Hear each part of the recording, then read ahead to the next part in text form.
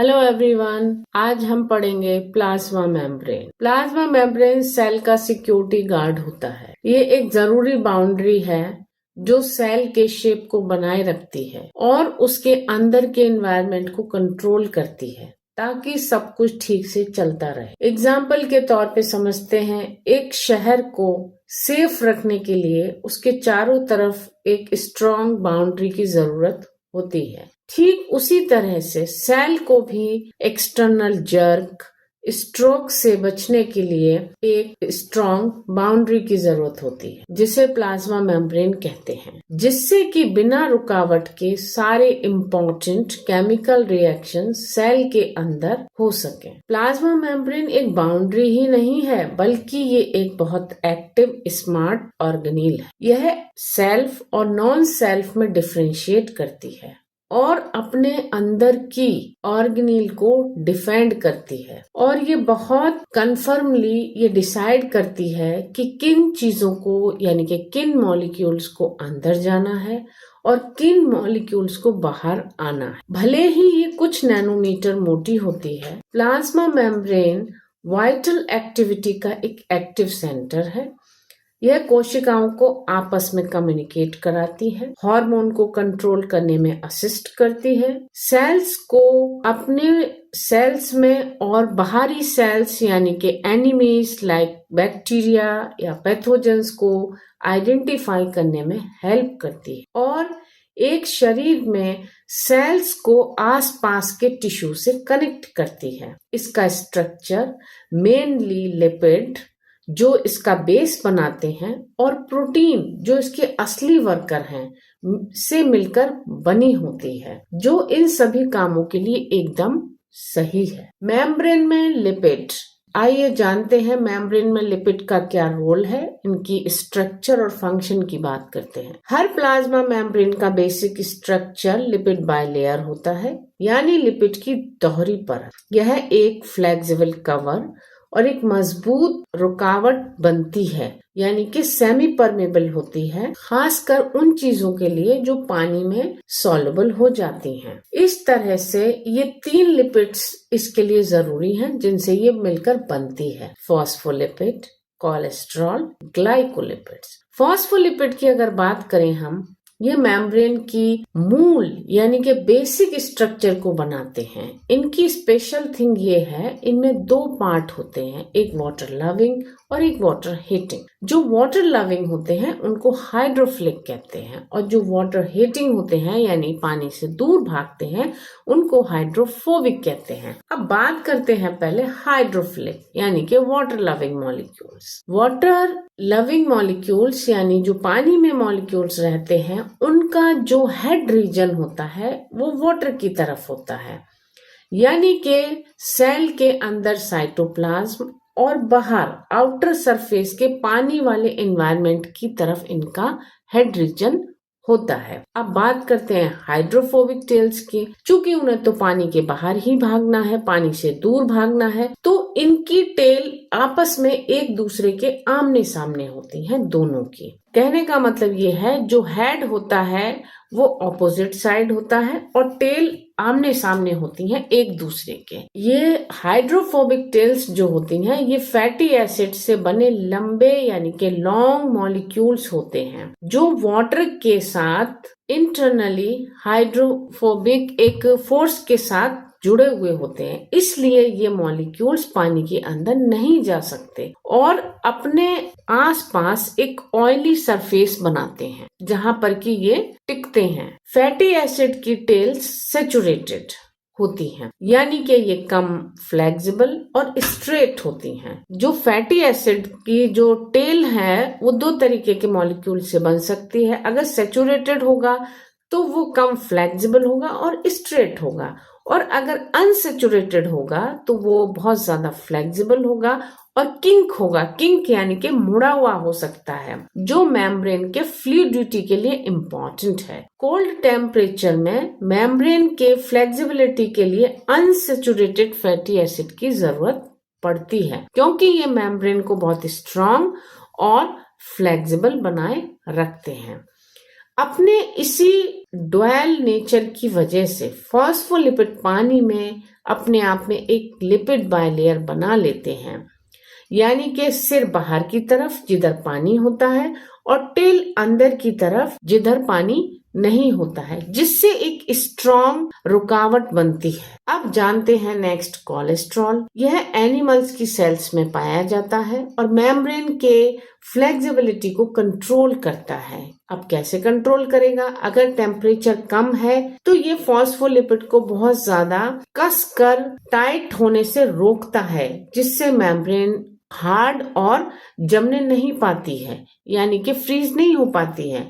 और अगर टेम्परेचर ज्यादा होता है तो ये फॉस्फोलिपिड को बहुत ज्यादा स्प्रेड होने से रोकते हैं, जिससे कि मेम्ब्रेन की जो स्टेबिलिटी है वो मेंटेन रहती है और मेम्ब्रेन लीक नहीं होती है। अब हम बात करेंगे ग्लाइकोलिपिड्स की। ये सिर्फ मेम्ब्रेन की आउटर सरफेस पर प्रेजेंट होते हैं। इनमें फॉस्फेट की जगह कार्बोहाइड्रेट यानी कि शुगर की चेन अटैच होती है। इनका सबसे इम्पोर्टेंट काम है सेल टू सेल रिकॉग्निशन, यानी कि कोशिकाओं की आपसी पहचान। इन पर प्रेजेंट शुगर के पैटर्न एक मॉलिक्यूलर यानी कि आईडी कार्ड या फिंगरप्रिंट की तरह काम करते हैं। इसी की हेल्प से हमारा इम्यून सिस्टम अपनी सेल्स और जो बाहरी इन्वेडर्स यानी बाहरी हमलावरों की, जैसे वायरस और बैक्टीरिया की सेल्स हैं, उनमें फर्क करता है। इसी की वजह से हमारा ब्लड ग्रुप ए, बी और ए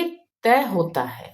कितना इम्पोर्टेंट फंक्शन है इसका। मेम्ब्रेन प्रोटीन का काम अब जानते हैं, जो कि इम्पोर्टेंट वर्कर है। प्रोटीन प्लाज्मा मेम्ब्रेन का असली कामकाजी पार्ट है, जो ट्रांसपोर्ट, सिग्नल भेजने, एनवायरनमेंट से कांटेक्ट रखने जैसे जरूरी काम को करते हैं।